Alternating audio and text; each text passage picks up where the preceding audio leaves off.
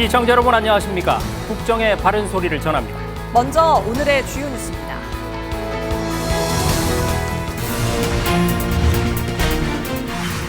윤석열 대통령이 방한한 주앙 로렌스 앙골라 대통령과 정상회담을 했습니다.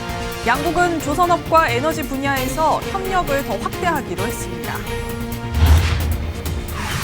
서울대와 세브란스 병원 소속 의대 교수가 오늘 하루 진료와 수술을 멈췄지만 의료 대란은 없었던 것으로 전해졌습니다. 정부는 의료개혁 4대 과제 추진을 재차 강조했습니다. 오는 9월 30일부터 면허 신청이나 경력 증명용 인감 증명서를 정보24에서 무료로 발급받을 수 있습니다.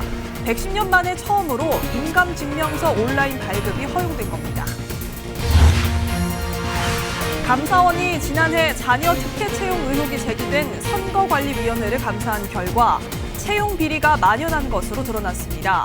감사원은 선관위 전현직 직원 27명을 수사 요청했습니다.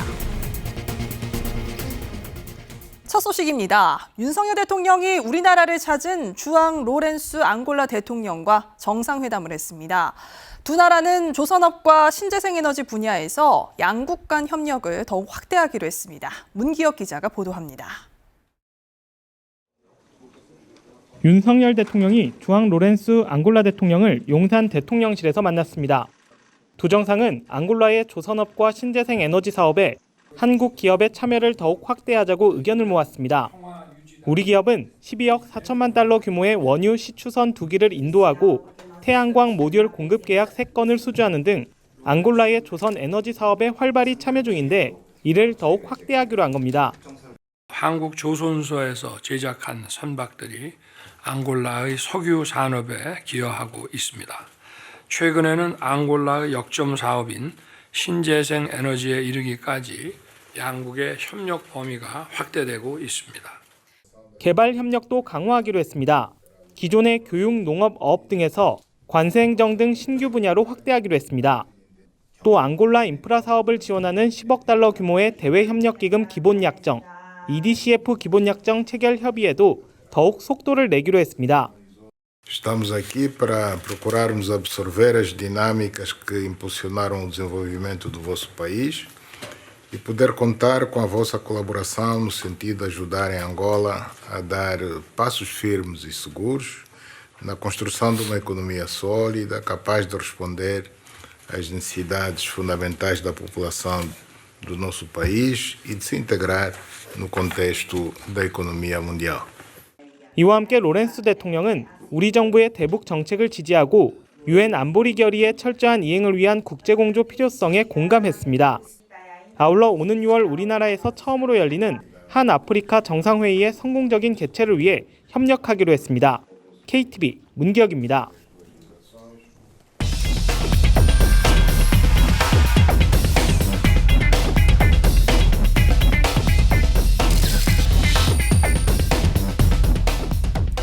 네, 그러면 여기서 로렌스 앙골라 대통령의 공식 방한에 대한 내용을 취재 기자와 함께 조금 더 자세하게 짚어보겠습니다. 자, 최다희 기자, 우선 시청자들의 이해를 돕는 차원에서요. 앙골라 어떤 나라인가요? 네, 앙골라는 아프리카 대륙 서남부에 위치한 나라로 세계적인 원유 수출국입니다. 하루에 약 111만 배럴의 원유를 생산해서 수출하는 아프리카 2대 산유국인데요. 원유뿐만 아니라 다이아몬드와 철광석 등 광물 매장량도 풍부한 자원 부국입니다. 또 한때는 세계 3대 커피 생산국으로 커피 생산 면적이 60만 헥타르에 달할 정도였는데요. 지금은 수십 년간의 지속된 내전으로 5만 헥타르의 면적만 커피를 생산하고 있습니다. 앙골라의 인구 약 3,700만 명 정도지만 국토 면적은 한국의 12배가 넘는 방대한 크기의 나라입니다. 풍부한 자원과 발전 잠재력을 보유한 앙골라는 원유에 대한 경제 의존도를 낮추고 수출 다변화를 추진하고 있는 추세입니다. 네, 그러니까 비옥하고 넓은 땅에 천연 자원까지 풍부한 자원 부국이다 이렇게 보면 되겠네요. 그러면 이 로렌스 대통령의 이번 방안에 어떤 의미가 있다고 보면 될까요? 네, 이번 로렌스 대통령의 방안은 앙골라 대통령으로서 23년 만의 방안입니다.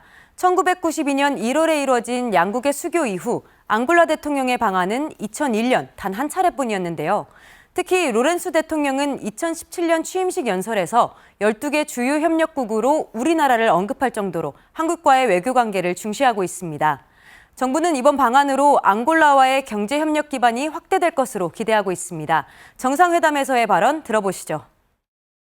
앙골라는 천연 자원이 풍부하고 젊은 인구의 비중이 높습니다. 한국은 우수한 기술력과 경제 발전 경험을 보유하고 있습니다. 오늘 정상회담에서 양국의 강점을 바탕으로 상호 협력을 더욱 확대해 나가는 방안을 깊이 있게 논의하길 기대합니다. 자, 한 가지 더 중요한 부분이요. 이번 정상회담이 오는 6월에 개최되는 이 한 아프리카 정상회의를 앞두고 열리는 거기 때문에 더 의미가 있다, 이렇게 봐야 되겠죠? 네, 맞습니다. 오는 6월 서울에서 한 아프리카 정상회의가 개최됩니다.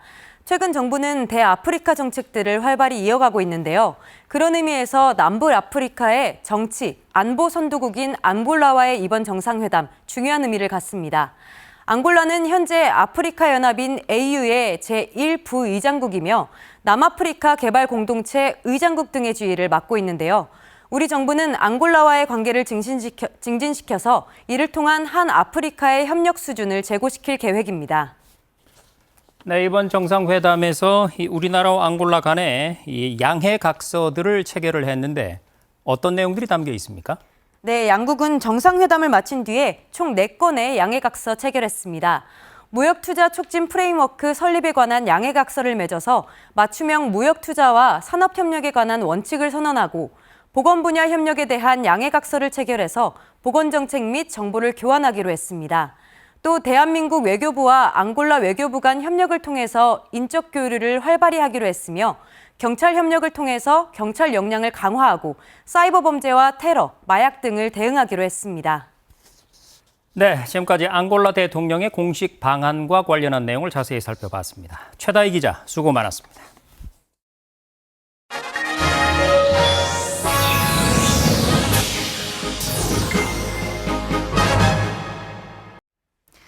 서울대와 세브란스 병원의 의대 교수들이 하루 동안 진료와 수술을 멈췄지만 우려했던 의료대란은 없었던 것으로 파악되고 있습니다.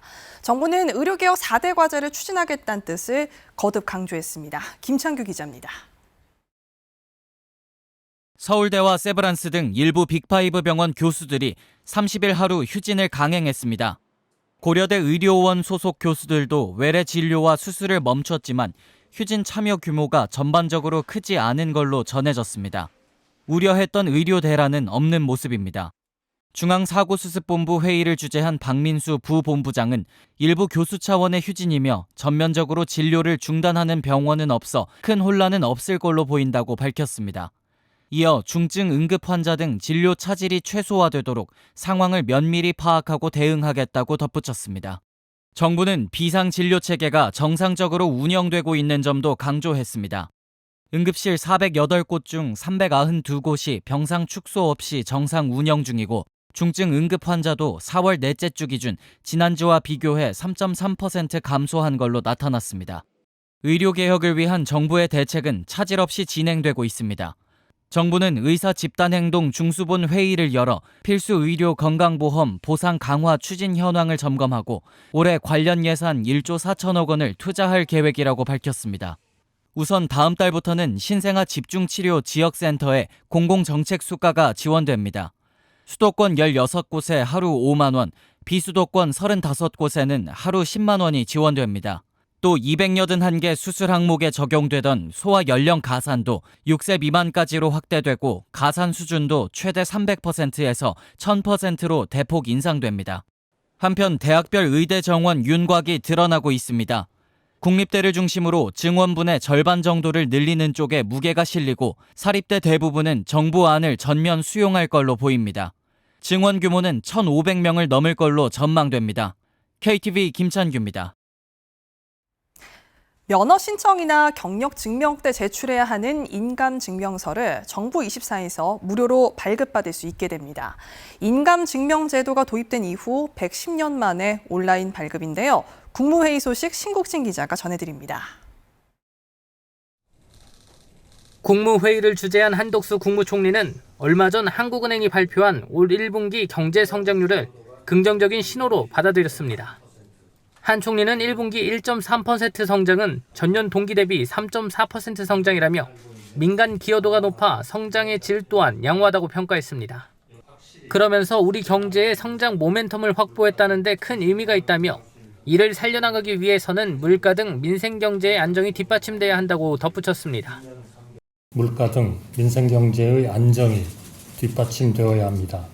각 부처는 소관 분야별로 민생 안정을 도모할 수 있는 행정적, 재정적 조치에 최선을 다해 주시기 바랍니다. 아울러 한 총리는 5월 1일부터 4주간 열리는 동행축제의 의미를 설명하고 중기부를 중심으로 관계부처는 행사 지원과 홍보에 적극 나서달라고 지시했습니다. 한편 회의에서는 방문 발급만 가능했던 인감증명서를 온라인에서 발급이 가능하도록 하는 인감증명법 시행령 일부 개정령안이 의결됐습니다. 이에 따라 오는 9월 30일부터 일반용 인감증명서 중 법원이나 금융기관에 제출하는 용도가 아닌 인감증명서는 온라인에서 무료로 발급받을 수 있습니다. 1914년 인감증명제도가 도입된 후 관공서를 방문하지 않고 발급받을 수 있게 된 건 이번이 처음입니다. 행안부는 관련 법안이 시행되면 연간 약 500만 통의 인감증명서가 정부 24에서 발급될 것으로 예상했습니다.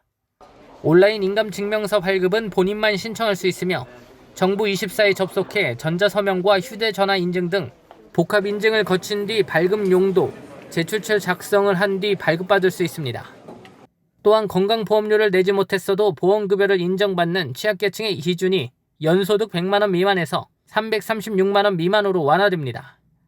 가입자가 6회 이상 보험료를 체납하면 국민건강보험공단은 보험료를 완납할 때까지 보험급여 지급을 제한할 수 있게 됩니다. 이외에도 앞으로 국가 필수 선박 한 척당 한국인 선원 필수 인력을 제외한 나머지 인원은 외국인 선원이 승선할 수 있도록 하는 관련 법안이 의결되는 등 대통령령안 17건, 보고안건 2건이 심의 의결됐습니다. KTV 신국진입니다. 지난해 자녀 특혜 채용 의혹이 제기된 선거관리위원회를 감사한 결과 고위직부터 중간 간부에 이르기까지 채용 비리가 만연한 것으로 드러났습니다. 감사원은 전현직 직원 27명에 대해 대검찰청에 수사를 요청했습니다. 김연아 기자입니다. 지난해 5월 고위직 자녀를 둘러싼 특혜 채용 의혹이 제기된 선거관리위원회. 이후 감사원은 같은 해 7월부터 11월 선관위 조직과 인사 전반에 관한 감사를 실시했습니다. 감사원이 2013년 이후 실시된 선관위 경력 경쟁 채용을 전수 조사한 결과 800여 건의 규정 위반이 발견됐습니다. 선관위 감사 결과 조직 전반에 걸쳐 채용, 인사, 복무 등 관계 법규를 무시하거나 이를 용인한 행태가 관행화되어 있었습니다. 감사 결과 채용 담당자들은 각종 위법 편법적인 방법을 동원해 선거철 경력 경쟁 채용을 직원 자녀들이 손쉽게 국가 공무원으로 입직할 수 있는 통로로 이용했습니다. 실제로 중앙선관위와 인천선관위는 경력 경쟁 채용을 하면서 선관위 사무차장과 사무총장으로 재직한 A씨의 자녀에게 조직적인 특혜를 줬습니다. 선발 인원을 부당 산정해 합리적 이유 없이 신규 경채 인원 1명을 배정했고 채용 공고에 없는 사항을 서류전형위원회에게 비공식적으로 요청하기도 했습니다. 또 규정과 달리 면접위원 3명 모두를 A씨와 친분이 있는 내부 직원으로 구성했습니다. 전남 선관위는 2022년 경채 면접에서 면접위원들의 평정표 작성 없이 전 사무총장 B씨의 자녀를 합격시켰습니다. 이후에는 수사에 대비해 면접시험 관련 파일을 변조하는 등 증거인멸을 시도한 정황도 확인됐습니다. 이뿐만 아니라 시 선관위 사무국장이 셀프 결제를 통해 같은 진단서를 반복 사용하거나 허위 병가를 내는 방식으로 170일 이상 해외여행을 하는 사실도 밝혀졌습니다. 감사원은 채용 비리와 관련한 사안은 신속한 수사 착수가 필요하다고 판단해 선관위 전 현직 직원 27명을 대검찰청에 수사 요청했습니다. 조직 인사 실태에 대해서도 감사위원회의 심의 의결을 거쳐 신속히 최종 감사 결과를 확정할 계획이라고 밝혔습니다. KTV 김연아입니다. 물가 불안 요인을 차단하기 위해 공정거래위원회가 시장 감시를 강화하기로 했습니다. 먹을거리와 생필품 분야의 담합과 불공정 판매에 대한 조사와 아울러 최대 30억 원의 신고 포상금도 내걸었습니다. 보도에 이리나 기자입니다. 생필품 분야 가격 상승세가 이어지고 있습니다. 한국소비자단체협의회에 따르면 올해 1분기 수도권 내 400여 유통업체에서 판매하는 37개 생필품 가격을 조사한 결과 25개 품목 가격이 지난해 같은 기간보다 오른 것으로 나타났습니다. 특히 설탕 가격 상승률이 가장 높았고 아이스크림과 기저귀, 된장 순이었습니다. 이런 가운데 정부는 물가 상승세를 더욱 가중하는 생필품 업계의 불공정 행위에 대해 단호히 대응할 것을 거듭 강조했습니다. 우선 현재 진행 중인 의식주 분야 담합 사건을 신속하게 처리하고 먹거리와 가전 유통 과정에서 공급업자가 유통업자에게 지정한 가격으로 판매할 것을 강요하는 재판매 가격 유지 행위에 대한 조사도 마무리할 방침입니다. 여기에 더해 민생 밀접 분야의 불공정 행위 신고센터도 가동한다는 계획입니다. 다음 달부터 공정위 누리집에서 운영하는데 누구나 담합행위나 재판매 가격 유지 행위에 대한 혐의를 인지한 경우 신고할 수 있습니다. 이를 통해 불법 사항이 확인되면 증거나 조치 수준에 따라 신고인에게 최대 30억 원의 신고 포상금을 지급할 계획입니다. 법 위반 사업자 임직원도 신고 포상금 지급 대상이 될 수 있는 점을 고려해서 내부 고발 역시 적극적으로 유도해 나가도록 하겠습니다. 가격 경쟁이 제한적인 시장에 대한 유통구조도 개선해 나갑니다. 공정위는 현재 제빵과 주류 분야를 중점적으로 살펴보고 있다면서 연구 용역을 통해 국내 제빵 시장의 거래 구조와 가격 상승 요인을 분석해 유통구조 개선 대책을 내놓을 것이라고 밝혔습니다. 주류 분야의 경우 지난해 11월 출범한 주류 경쟁력 강화 TF에 참여해 신규 시장 진입이나 영업 활동을 제한하는 규제를 찾아 해소해 나갈 예정입니다. 또 시장 모니터링 전담팀을 구성해 과거에 담합이 있었던 품목과 최근 원가가 하락한 품목들의 가격도 면밀히 살펴나갈 방침입니다. KTV 이리나입니다. 일하는 청년에게 목돈 마련의 기회를 제공하는 청년 내일 저축계좌의 신청이 5월부터 시작됩니다. 가까운 주민센터나 복지로 홈페이지에서 신청할 수 있는데요. 가입 조건과 혜택을 김경호 기자가 안내해 드립니다.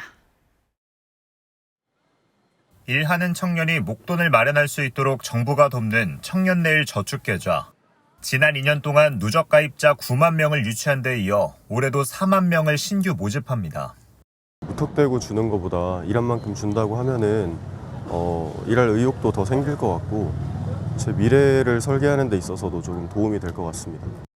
일을 하면서도 돈을 이제 허투루 쓰기 쉬운데 정부에서 지원을 해준다면 목돈을 마련하려는 목표 의식이 좀 더 생길 것 같습니다.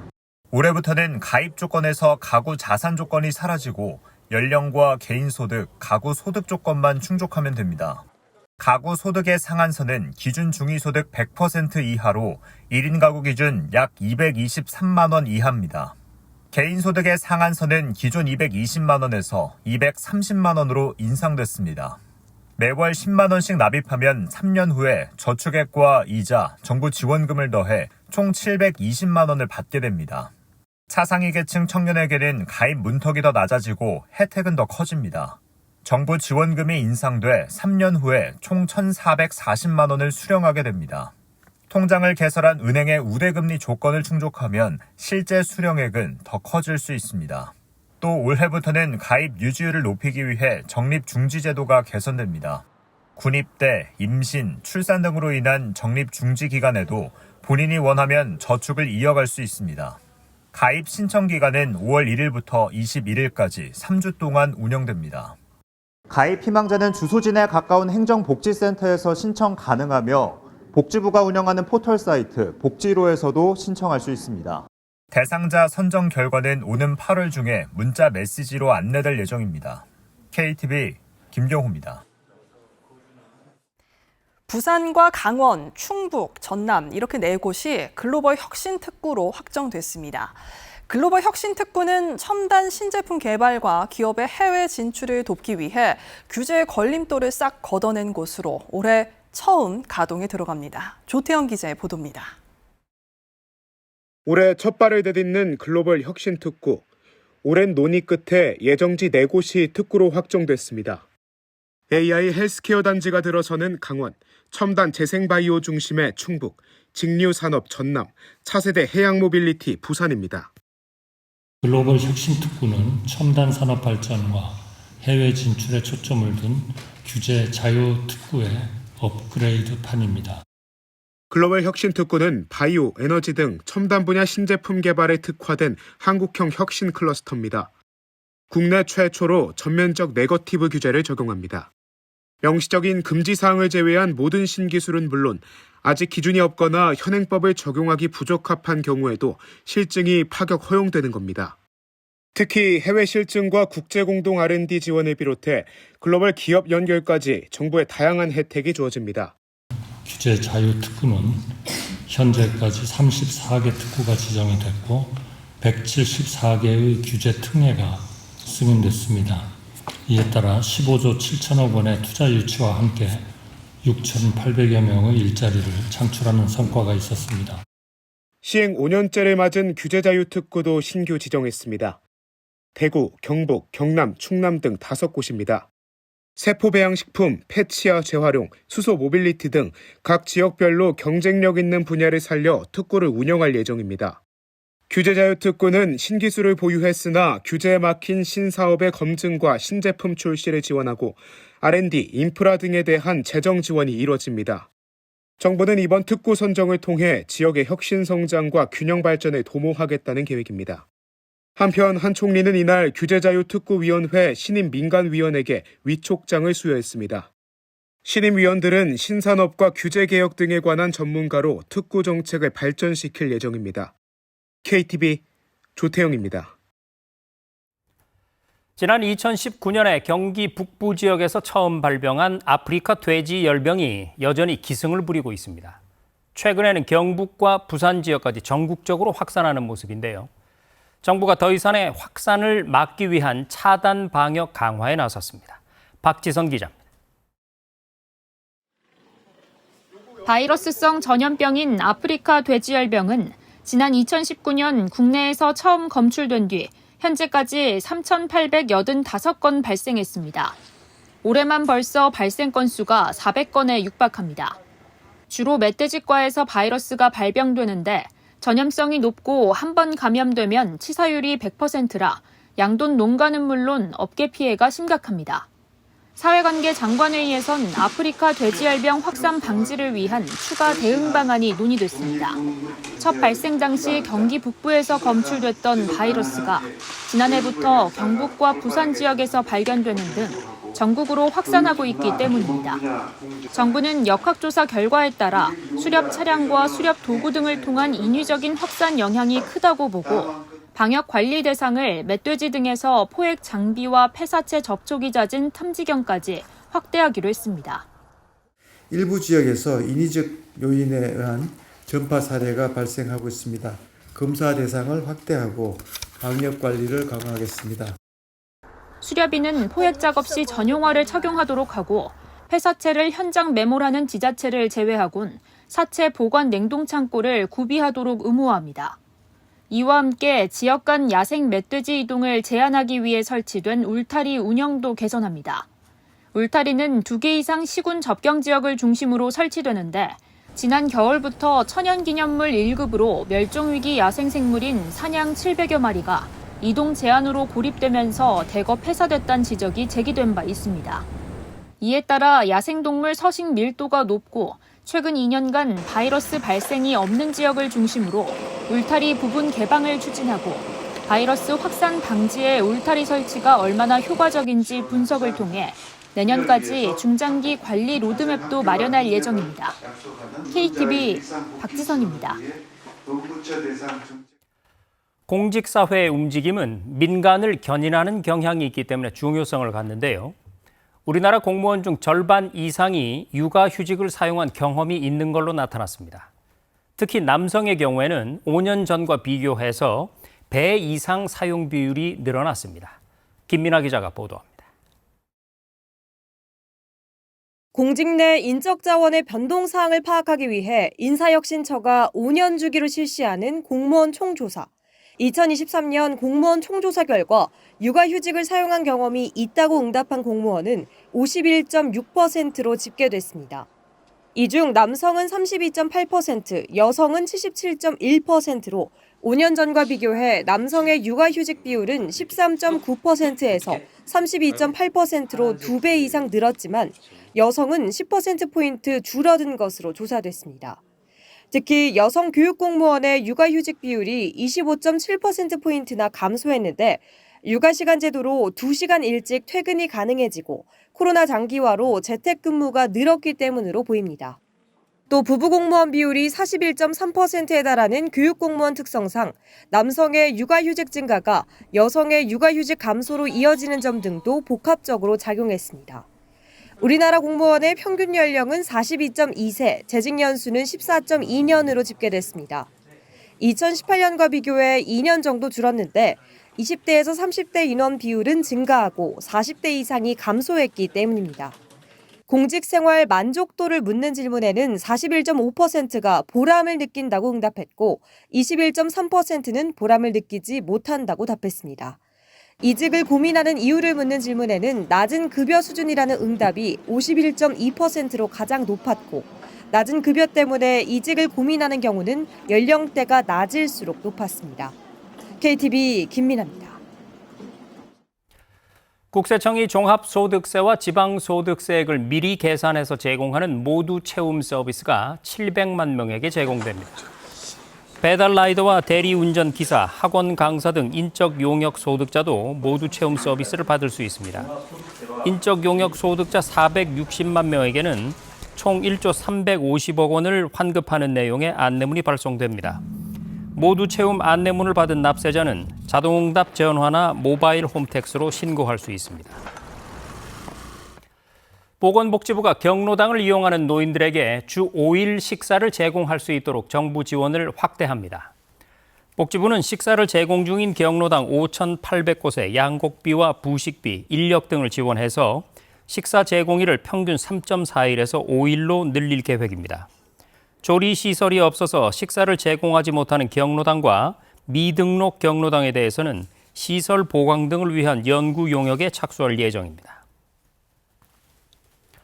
세계 각국의 한국을 알릴 외국인 한국 문화 홍보 활동가 2,600여 명이 본격적인 활동에 돌입합니다.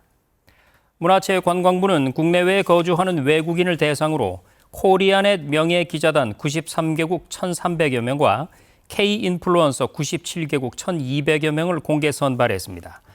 이들은 앞으로 1년 동안 자신의 모국어로 외국인의 시각으로 본 한국 관련 소식을 기사와 사진, 영상 등으로 제작해 전 세계에 알립니다. 아이들에게 텃밭 정원을 활용한 농업놀이 활동을 시켜봤더니 식습관 개선과 신체 발달에 큰 도움이 되는 걸로 확인이 됐습니다. 정부가 다가오는 2학기부터 이 텃밭 정원 프로그램을 늘봄 학교와 연계하기로 했습니다. 윤현석 기자가 전해드립니다. 2021년 기준 우리나라 소아청소년 비만율은 19.3%, 5명 중 1명꼴입니다. 아동 청소년의 바른 영양 섭취와 더불어 규칙적인 신체활동 습관을 기를 수 있는 교육 프로그램의 필요성이 제기된 가운데 농촌진흥청은 농업활동을 놀이로 만든 어린이 건강증진 텃밭정원 프로그램을 개발했습니다. 농촌진흥원은 서울의 한 어린이집 원생 60명을 대상으로 하루 2시간, 주 1회씩 총 2년에 걸쳐 프로그램을 진행했습니다. 프로그램에 참가한 어린이들은 텃밭정원에서 상추와 배추, 무, 허브 등의 채소를 심고 가꾸는 등의 놀이 활동에 참여했습니다. 프로그램 운영 결과 참가 어린이들의 식습관 점수는 대조군에 비해 12%, 신체 활동 역량은 11.7% 개선된 것으로 나타났습니다. 수면의 질도 활동 참여 전과 비교해 5%가량 상승했고 식물에 대한 관심을 나타내는 자연 친화도 역시 프로그램 참여 후 26% 향상한 것으로 조사됐습니다. 아이들이 활동량이 많아지다 보니까 낮잠 잘 때도 굉장히 깊이 자는 경향이 있고 또 저녁에 일찍 자고 그러면서 먹는 것에 대한 어떤 식습관이 달라짐으로 인해서 영양의 밸런스가 이제 생기잖아요. 그래서 아이들이 비만인 아이들이 없고 어린이는 물론 교육 현장의 반응도 긍정적인 가운데 정부는 텃밭정원 프로그램 등 농업체험학습 현장 보급에 나섭니다. 농촌진흥청은 체험학습을 기반으로 한 교육 서비스를 확대할 계획입니다. 이를 위해 관계기관 간 협력과 교육 프로그램 품질 향상 관리 등을 강화할 방침입니다. 또 다가오는 2학기부터 늘봄학교의 농촌교육농장의 농촌체험 교육 프로그램 연계를 시작해 참여 학생의 심리, 정서적 안정을 도모하고 먹거리에 대한 이해와 환경보전의 중요성을 자연스럽게 이해할 수 있는 계기로 만들 계획입니다. KTV 윤영석입니다.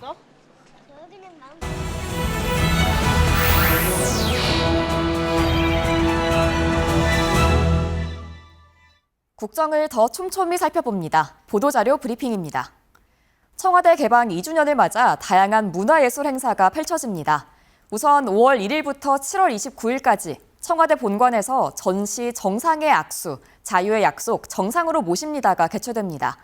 전시에는 AI를 활용한 체험형 콘텐츠가 포함돼 각 나라의 정상들과 나란히 기념사진을 찍을 수 있고 가상 외교관 청마루와 외교 상식 퀴즈도 즐길 수 있습니다. 또 춘추관에서는 우크라이나 어린이들의 일상을 그린 그림 150여 점을 만나볼 수 있는 희망을 그리는 아이들, 우크라이나 아동 그림전이 열리는데요. 이 밖에도 5월과 6월 내내 청와대 곳곳에서 개방 2주년을 기념한 KBS 열린 음악회, 클래식 가족음악회, 키즈 콘서트, 오페라 갈라 콘서트 등이 펼쳐질 예정입니다. 문체부는 앞으로도 청와대를 국민과 함께하는 예술 공간으로 만들기 위해 노력하겠다고 강조했습니다. 5월은 양도소득세 확정 신고하는 달. 5월 중으로 모바일이나 우편물로 신고 안내문을 받는다면 5월 31일까지 확정 신고를 마쳐야 하는데요. 지난해 부동산이나 주식 등을 팔고 예정 신고를 하지 않은 사람, 2회 이상 양도 후 예정 신고는 했지만 소득 금액을 합산해 신고하지 않은 사람, 그리고 국외 주식 등을 양도해 양도소득이 있는 사람이 신고 대상입니다. 홈택스나 손택스로 간편하게 전자신고하거나 직접 쓴 신고서를 주소지 관할 세무서에 제출하면 되는데요. 대상자가 5월까지 신고하지 않으면 20%의 가산세가 부과되니까 성실 신고가 최선의 절세임을 명심하고 제때 신고하는 게 좋겠습니다. 모기를 매개로 전파돼 고열과 오한 등을 동반하는 댕기열 바이러스. 해외 여행 계획이 있다면 각별히 주의하셔야겠는데요. 최근 중남미, 동남아시아 등에서 기온 상승으로 모기가 늘면서 댕기열 환자가 역대 최다로 발생하고 있습니다. 댕기열은 재감염이 될 경우 치사율이 높아지고 아직 국내에 상용화된 예방 백신이나 치료제가 없기 때문에 모기에게 물리지 않는 게 최선의 예방법인데요. 중남미, 동남아시아를 방문할 예정이라면 여행 전 외교부 해외 안전여행, 해외 감염병 나우 누리집을 통해 감염병 발생 정보를 반드시 확인하시기 바랍니다. 비행기를 타느라고 13시간 동안 담배를 피우지 않은 남성. 친구는 금연한 거라며 이참에 아예 끊으라고 조언합니다. 올해 첫 번째 금연 광고, 이렇게 참은 김에 이참에 금연편이 5월부터 송출됩니다. 이번 광고는 흡연자가 담배를 참게 되는 일상을 나도 모르게 금연을 시작한 순간이라고 바꿔 생각할 수 있도록 유도하는데요. 가족들과 시간을 보내거나 회의에 참석하느라 몇 시간 동안 흡연을 하지 않았다면 이참에 금연하자고 독려합니다. 금연 광고는 2달간 지상파를 포함해 라디오, SNS, 5개 매체 등 다양한 매체에서 송출될 예정입니다. 광고와 연계해 담배를 참은 시간을 개인 인스타그램에 공유하는 이참에 금연 타임 캠페인도 진행되는데요.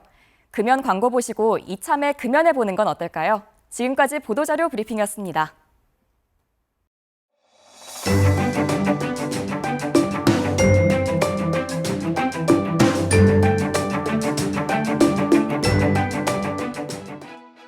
안녕하세요. K웨더 라이프스타일 예보 박유라입니다. 현재 전국 하늘 구름 많거나 흐린데요. 영동은 산발적인 빗방울이 떨어지겠고요. 제주는 밤까지 약한 비가 내리겠습니다. 한편 경상도는 저녁부터, 전라동부는 자정 넘어서부터 비가 시작돼 내일 새벽까지 이어지겠는데요. 양은 5에서 많게는 최고 10mm 정도로 예상됩니다. 내일도 이맘때와 비슷하거나 높은 기온을 보이며 완연한 봄을 즐기기 좋겠습니다. 다만 모레부터는 기온이 오름세를 보이겠고요. 토요일에는 서울의 낮 기온이 29도까지 치솟는 등 때이른 더위가 찾아오겠습니다. 다음은 자세한 지역별 날씨입니다. 중부지방 낮 동안 서울이 22도, 청주 23도, 춘천은 24도까지 올라 따스하겠습니다.